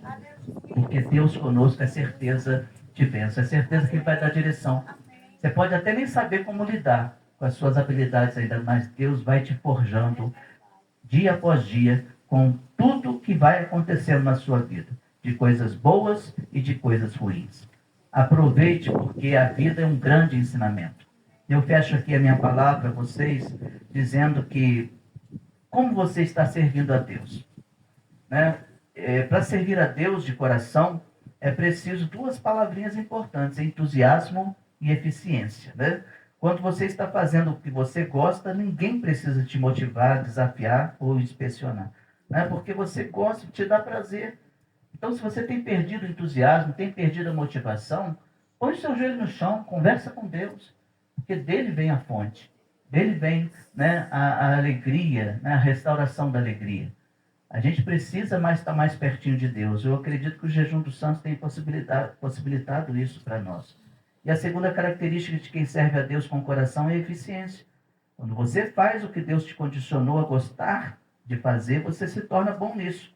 E aí te leva a melhorar cada vez mais e a fazer cada vez mais de uma forma melhor. Mas não entre numa enrascada, né? Eu já lidei com pessoas que às vezes frustradas, que dizem assim: para que eu fiz esse curso? Por que eu estou nessa profissão? Eu odeio essa profissão. Eu arranjei um emprego que eu odeio para gastar bastante dinheiro, para ganhar bastante dinheiro. Então um dia eu vou deixá-lo para fazer o que gosto. Tem gente que faz isso. Quando eu ganhar bastante dinheiro, aí sim eu vou fazer o que eu gosto. Mas está totalmente equivocado. A gente não pode desperdiçar a vida num trabalho que não combine com o que está no nosso coração. O livro fala sobre isso.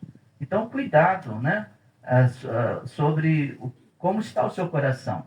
Se está voltado para eu quero ganhar e me enriquecer, antes de procurar saber o que Deus tem para a minha vida. Porque assim, você é formado em algumas habilidades, né? Tem suas formações, ótimo, ganhe dinheiro com as suas formações, com as suas habilidades, ganhe bastante dinheiro. Mas não esqueça, as suas habilidades, primeiramente, é para Deus, é para servir a Deus, é para glorificar a Deus. Glorifica a Deus com as suas habilidades, glorifique a Deus com o seu serviço. Não desperdice a vida num trabalho, numa atividade que não combine com o que há no seu coração. Né? No livro tem uma frase muito interessante que diz: o homem mais rico do mundo certa vez afirmou, que foi Salomão: é melhor uma vida simples no temor do eterno que uma vida rica cheia de pepinos e abacaxis. Né? Provérbios 15:16. Então, assim, que a gente possa estar no lugar certo. E você ter paz no seu coração e saber que você está no lugar que Deus quer que você esteja. Na direção que Deus tem para a sua vida. Não se conforme em alcançar uma boa vida, porque uma boa vida não é boa o suficiente. E aí o final desse capítulo diz: no final das contas ela não te satisfará. Em vez disso, almeja a vida melhor, servir a Deus de acordo com o que está no coração. Descubra o que você gosta de fazer, o que Deus lhe pôs no coração, e então faça isso para a glória do Senhor. Deus seja louvado. Eu quero orar com você nesse momento, e eu quero dizer assim que como é maravilhoso ser criado de uma forma especial por Deus. Se você olhar para as suas mãos, ninguém tem as digitais que você tem, você é o único. Né? Se olhar para o seu olhar, só você tem, e só você pode abrir talvez aquela sala através do seu olhar. Então, se você for perceber, você tem no seu corpo, só você tem. Esse corpo que você tem, nem o gêmeo é igual ao outro. Então Deus te criou de uma maneira muito especial. Você não foi criado assim, igual as empresas fazem aí, né?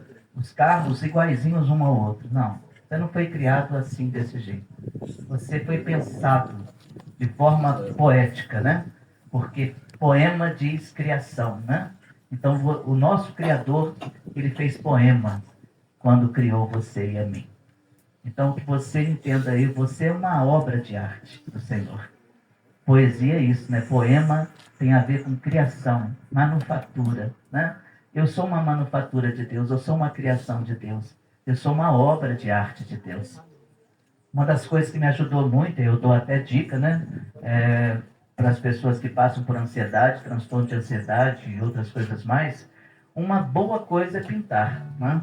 Eu lembro que na Baixada Fluminense, quando eu estava muito tenso com as coisas, saiu um curso lá grátis, lá na Prefeitura de Duque de Caxias, de pintar quadros. Eu falei, eu vou entrar. Então eu aproveitava para fazer curso de arte.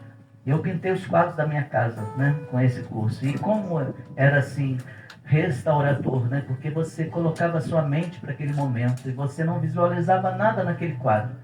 O primeiro quadro que eu pintei foi a paisagem de Paraty. E aí eu vi, meu Deus, como é que eu vou pintar a sombra do barco? Como é que eu vou pintar uma árvore? E o meu professor dizia como. Eu falei, olha, Deus faz com tanta perfeição agora para pintar um quadro. Por isso que quando você for comprar um quadro, não fica miserento, não. Né? Miserável. Não, R$600. Nossa, caro, não é caro, não.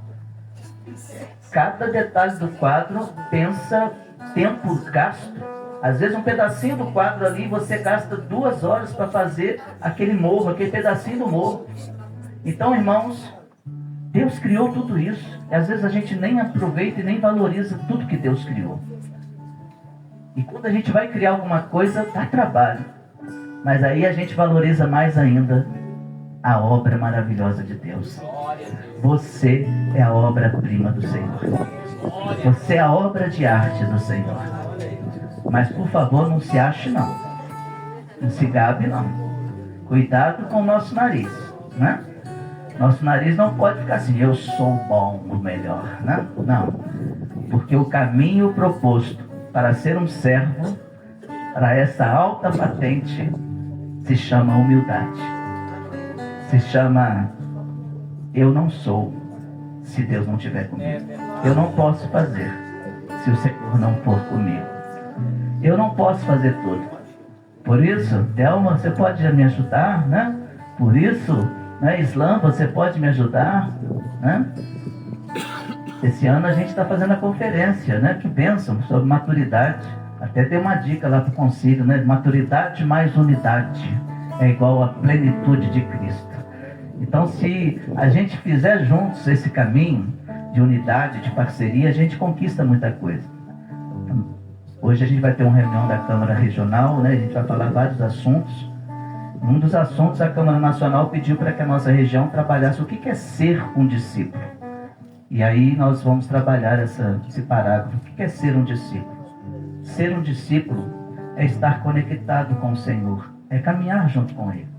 Mas para caminhar com o Senhor, eu só vou conseguir ser um discípulo se eu souber caminhar com o meu irmão. Caminhar com ele, né? Caminhar com ele e com ela. E poder aprender com ele e ela aprender comigo. Então juntos, né? É um jargão que tem por aí, juntos nós somos mais fortes, né? E a gente consegue muita coisa juntos, tá?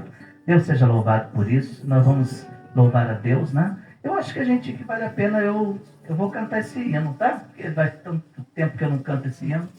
Então, quero ser um vaso de bênção. E se você quer ser um vaso de bênção, eu quero orar com você nesse momento, né? Não, pode tocar Mir, né? Dá esse tom aí, né? De ouvido. Deus vai te usar.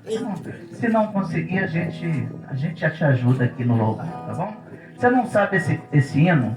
Pelo menos presta atenção na letra e se coloque à disposição do Espírito Santo, tá bom? Quero ser um vaso de bênção, sim, um vaso escolhido de Deus, para as novas levar aos perdidos, boas novas que vêm lá dos céus. Fazer-me vaso de bênção, Senhor.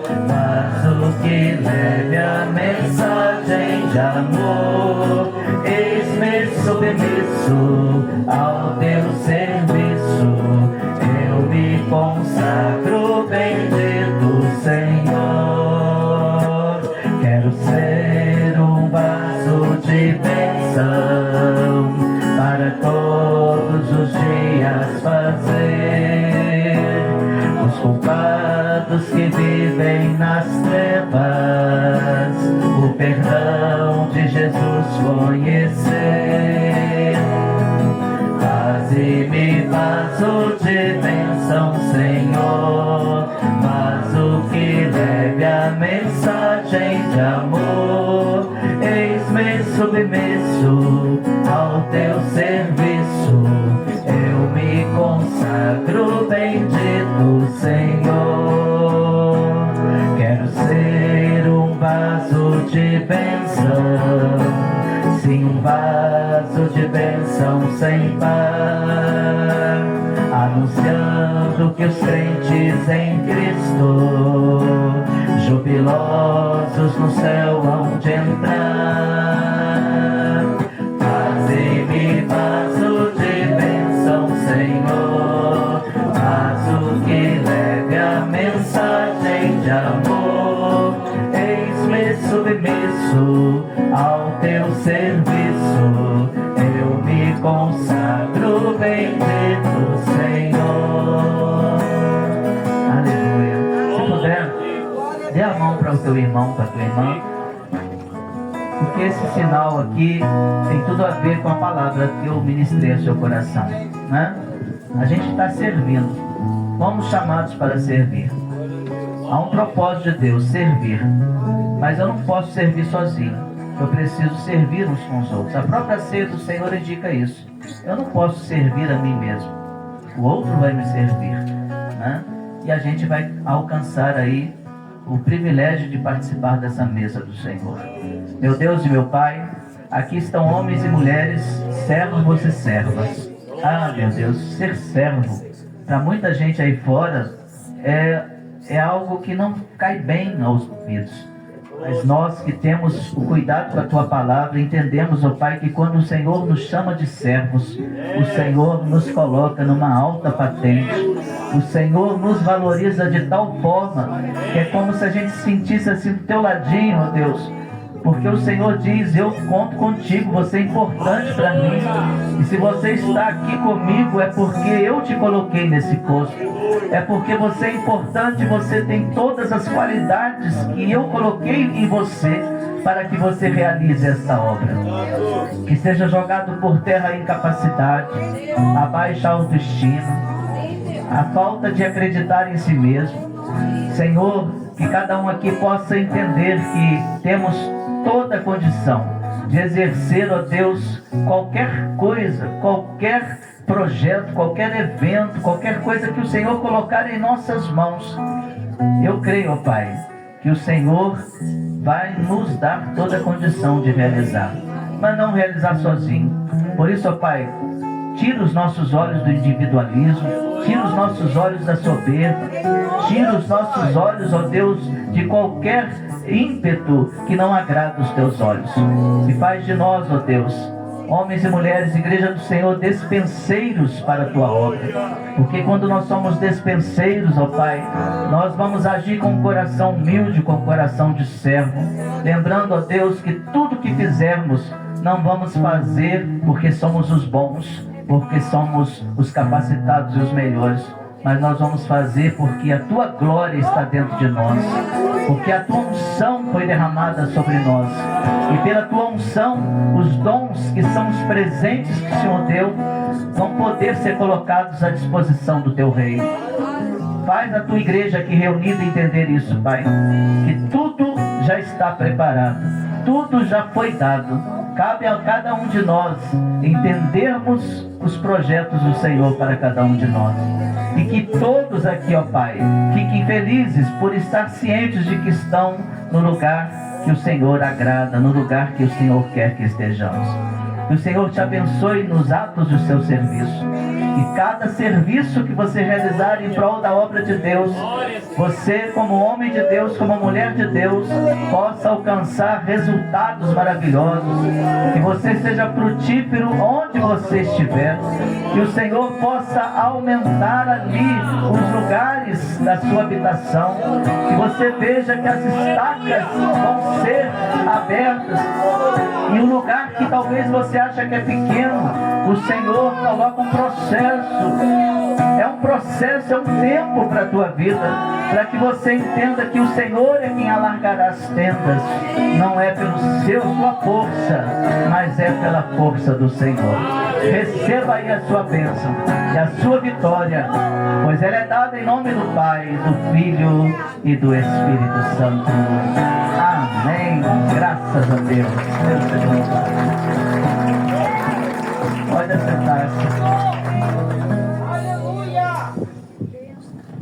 Glória a Deus, louvado seja o Senhor por essa palavra. Que Deus esteja abençoando a minha, a sua, a nossa vida, em nome de Jesus. Você creia que Deus tem também te chamado para servir, que os teus dons sejam colocados a serviço de Deus e do próximo, para que as bênçãos do Senhor estejam presentes na sua vida, né? Vamos ter um momento de entrega do propósito que a gente sempre faz no dia anterior, fizemos ontem. Vamos estar colocando agora perante o altar do Senhor o nosso propósito de oração, entregando ao Senhor e assim nos preparando para participarmos do abençoado corpo e sangue de nosso Senhor e Salvador Jesus Cristo, que é a mesa de comunhão, a ceia do Senhor, né? Então, tem esse momento de oração, de entrega da sua oração, do seu propósito, que você colocou ontem ao Senhor, entrega do seu jejum, né? Poderá também entregar o seu jejum ao Senhor. Quando descermos do monte, lá embaixo tem um prato de comida te esperando, né? Que bênção. Então entrega ao Senhor agora o teu propósito. Confia nele, porque o mais ele fará. Aleluia.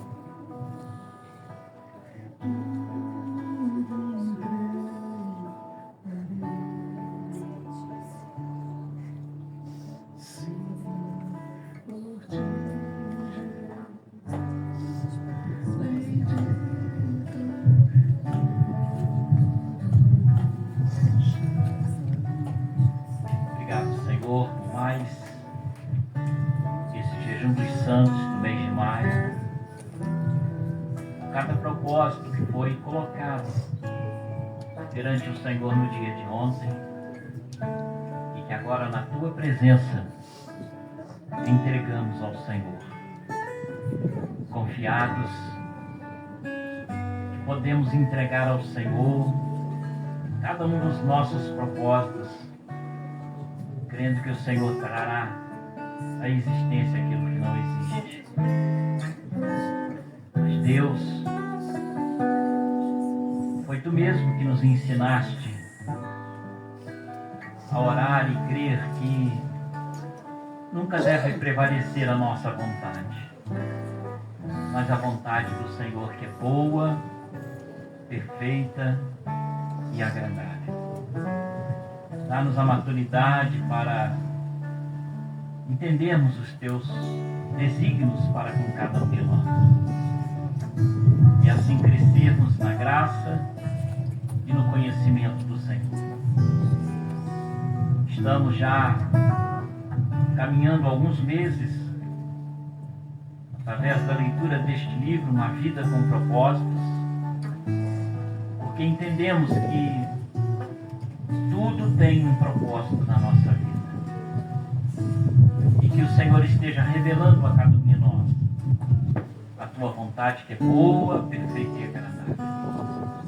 Então abençoa, Senhor, a cada irmão, a cada irmã, a cada pedido de oração, a esse jejum que consagramos ao Senhor, que colocamos todas as nossas necessidades físicas, espirituais, emocionais, sobre o teu altar, com o único desejo de santificarmos a nossa vida, que sabemos que sem a santificação ninguém verá o Senhor. Então dá-nos a tua bênção e recebe, Senhor, nosso coração rendido no teu altar, em nome de Jesus. Amém. Graças a Deus. Vamos estar consagrando os elementos do pão, né? Do pão e do vinho, para que possamos estar comendo e bebendo em memória do Senhor. Nós temos aqui representados esses elementos, né? Queremos consagrar ao Senhor. Nesse instante, peço ao pastor Andréia e ao pastor Pedro, que sempre ajudam, os demais irmãos e irmãs que ajudam, a nós estamparmos aí os elementos, vamos estar orando, consagrando esses elementos ao Senhor, para que possamos participar na mesa do Senhor, né?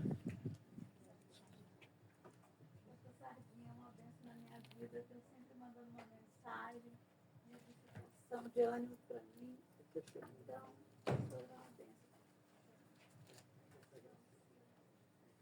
A declaração da instituição da ceia do Senhor, de acordo com o nosso ritual,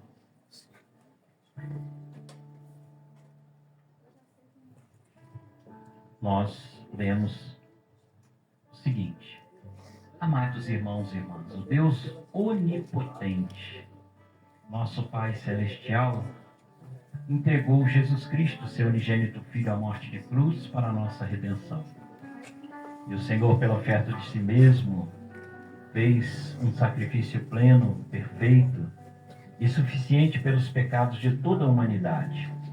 E instituiu perpétua recordação de sua morte, ordenando-nos em seu Evangelho que a continuemos até a sua segunda vinda. Portanto, agradecidos, consagremo-nos a Deus em resposta ao seu amor. O ritual, ele é profundo, né?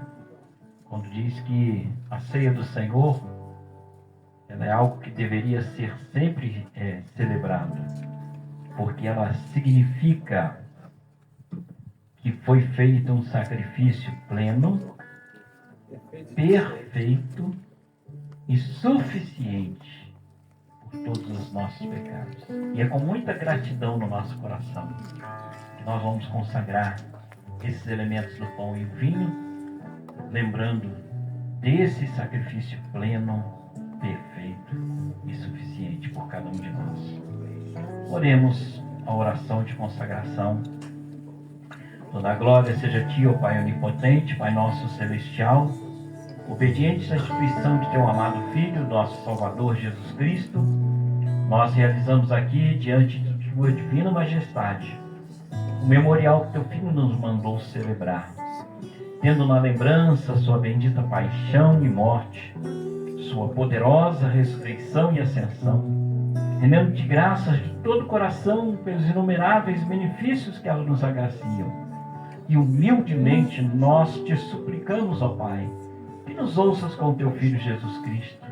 Conceda-nos o Espírito Santo e, por Tua infinita bondade, abençoe os dons de pão e vinho, para que nós, recebendo, segundo a instituição de Teu Filho, sejamos participantes do Teu abençoado corpo e sangue para todo e sempre. Amém. Não ousamos em nos aproximar da mesa do Senhor de qualquer forma. Por isso convido também os irmãos e irmãs a orarem junto conosco a oração de humilde acesso. Nós vamos orar e vocês vão repetir as palavras que serão ditas. Oremos. Ó misericordioso Pai, ó misericordioso Pai, nós humildemente te imploramos, que nos santifiques com teu Espírito, e consagre as dádivas do pão e do vinho, a fim de que o pão que vamos comer, seja a comunhão do corpo de Cristo, e o vinho que vamos beber, seja a comunhão do sangue de Cristo. Concede-nos a graça de alcançar a unidade da fé e crescer em todas as coisas naquele que é o cabeça, Cristo nosso Senhor, a quem pertencem a honra, a glória e o domínio pelos séculos dos séculos. Amém. Porque o que eu recebi do Senhor foi o que também vos entreguei. Que o Senhor Jesus, na noite em que foi traído, tomou o pão e, tendo dado graças, o partiu e disse: este é o meu corpo que é dado por vós. Fazei isto em memória de mim. Por semelhante modo, depois de haver ceado, tomou também o cálice, dizendo: este cálice é a nova aliança no meu sangue. Fazei isso todas as vezes que o beberdes, em memória de mim. A mesa do Senhor está preparada e é o Senhor, ressurreto e presente conosco, quem nos convida a celebrarmos a sua ceia. Acheguemo-nos, pois, com fé, aonde vamos pegar o pão e o vinho, esperando uns pelos outros, todos juntos comeremos e beberemos. Acheguemo-nos, pois, irmãos e irmãs.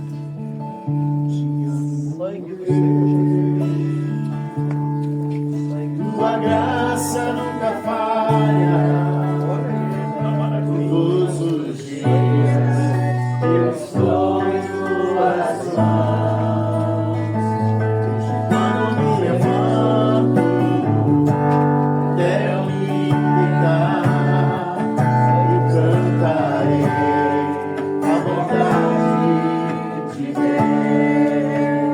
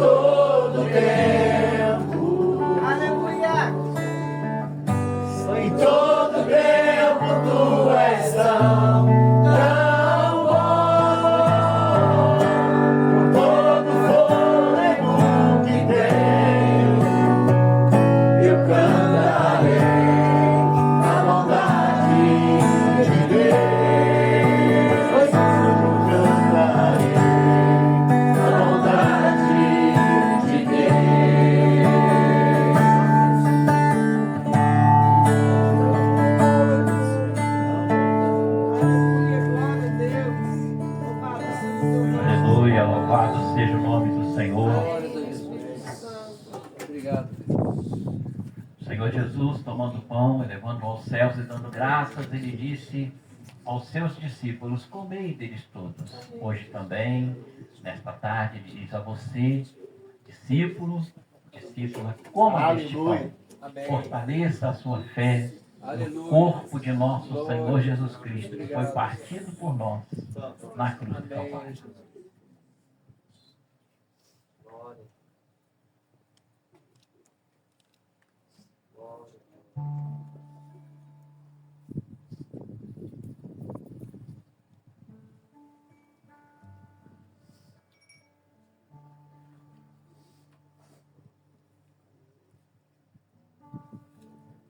Semelhante modo, tomando o cálice, elevando aos céus, ele também diz: bebei deles todos.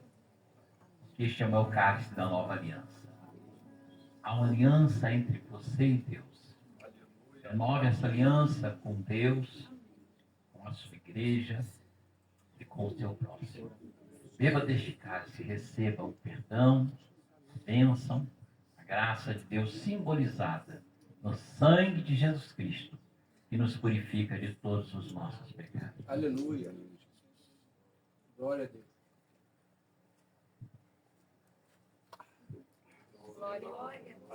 Você pode glorificar ao Senhor. Pode exaltar o nome do Senhor. Nós vamos estar orando nesse instante, agradecendo a Deus por esse momento maravilhoso, glorificando ao Senhor por essa experiência de podermos comer e beber em memória do Senhor. Vamos nos preparar para orarmos, amém? Depois come o pão que sobrou. Deixa o pão para depois. Primeiro o pão do céu, né? Vamos orar? Amém? Vamos estar orando nesse instante. Vamos estar agradecendo a Deus por essa grande dádiva de Jesus ter morrido a nossa morte, para que nós possamos viver a sua vida. Pastor Geneco, vem cá fazer essa oração. Amém? Vamos estar orando ao nosso Deus nesse instante. Deus amado, Deus querido, nós nesta hora te somos gratos pelo privilégio, Senhor, que o Senhor nos concede de estarmos aqui neste dia, nesta manhã, como teus filhos, como teus servos. Que honra, Senhor. Não a nós, não a nós, mas ao teu nome nós glorificamos.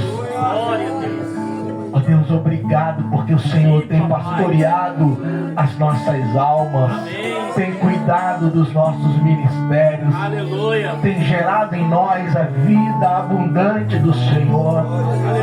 Obrigado porque o teu Espírito constantemente tem ministrado, palestrado sobre nós, Pai, nos conduzindo, nos ensinando ao caminho da justiça, ao caminho do arrependimento, do quebrantamento. Nós te pedimos, Senhor, que a tua nuvem de glória permaneça dia após dia sobre nós, que os céus estejam abertos, liberados, e que os decretos do Senhor sejam estabelecidos sobre nós, para que possamos alcançar a estatura, Senhor, de varões valorosos diante do Senhor. Deus, libera sobre nós o teu entendimento, da tua sabedoria, e nos conserva, Senhor, tementes, simples, ó Deus, diante os propósitos, desígnios do Senhor para a nossa vida. Ah, Senhor, nós entregamos ao Senhor as nossas igrejas, aquelas que o Senhor colocou sobre os nossos cuidados, Senhor. Eles não são nossos, são ovelhas do Senhor. E por eles estamos aqui nos consagrando, Senhor, buscando o Senhor. Obrigado por esses meses, Pai, Muito obrigado. onde esses dias são separados para estarmos buscando a tua face. Obrigado. Obrigado, Senhor. Aleluia. E que nós, teus filhos, dia após dia, possamos adquirir, Senhor, a capacidade de aprender do Senhor, que é manso e humilde. Obrigado, Senhor. Aleluia. Amém, Senhor. Ainda na tua presença, Senhor, nós também oramos, como o Senhor nos ensinou a orar, dizendo: Pai nosso que estás nos céus, santificado seja o teu nome. Venha o teu reino, seja feita a tua vontade, assim na terra como nos céus. O pão nosso de cada dia nos dá hoje. Perdoa as nossas dívidas, assim como nós perdoamos aos nossos devedores. E não nos deixe cair em tentação, mas livra-nos do mal. Pois teu é o reino, o poder e a glória para sempre.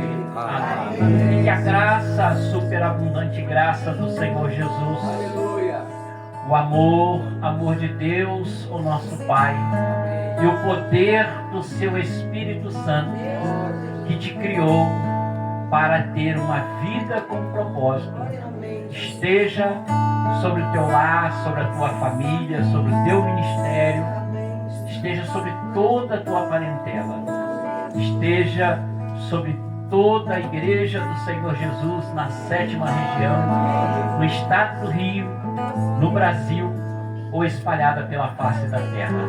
Em nome do Pai, em nome do Filho, em nome do Espírito Santo, vá e faça discípulos e discípulas de todas as nações. Amém, amém e amém. Aleluia.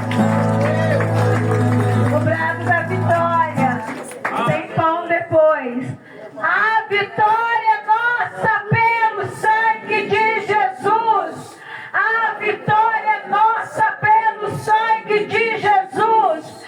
A vitória nossa pelo sangue de Jesus. Se Deus é por nós, quem será contra nós? Se Deus é por nós, quem será contra nós? Se Deus é por nós, quem será contra nós?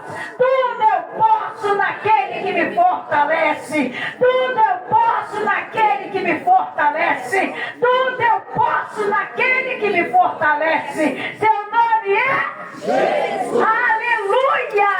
Queridos, você tem que